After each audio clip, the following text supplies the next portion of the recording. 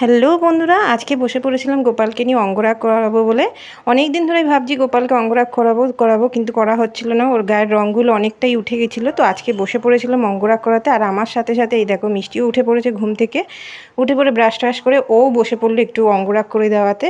ঠাকুরকে ও অঙ্গরাগ করে দিয়েছে, মাথার রঙটা ওই করেছে। আর দেখো অঙ্গরাগ করে ও খুব আনন্দ গোপাল দাদাকে সাজিয়ে গুছিয়ে। তো গোপালকে আমি এর আগে অঙ্গরাগ করেছি, বাট কী বলো তো, প্রত্যেকবার করতে গেলে হাতটা আমার ভীষণ কাঁপে। ভয় লাগে যে গোপালকে ঠিক করে করতে পারবো কি না। তো দেখো এই হচ্ছে আমার গোপালের ফাইনাল লুক। এখনও বাকি আছে, অনেকটা করতে পারিনি যেহেতু মিষ্টি স্কুলে যাওয়ার টাইম হয়ে গেছিলো, ও ঘুম থেকে উঠে গেছিলো।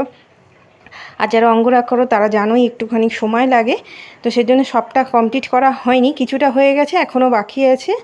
তো আশা করছি পরে করব। আর এর মধ্যে মিষ্টি দেখো সারা ঘর রং ঠং ফেলে একসার করে রেখে দিয়েছে, আর এখানে বসে গেছে খাতা নিয়ে পড়াশোনা করতে।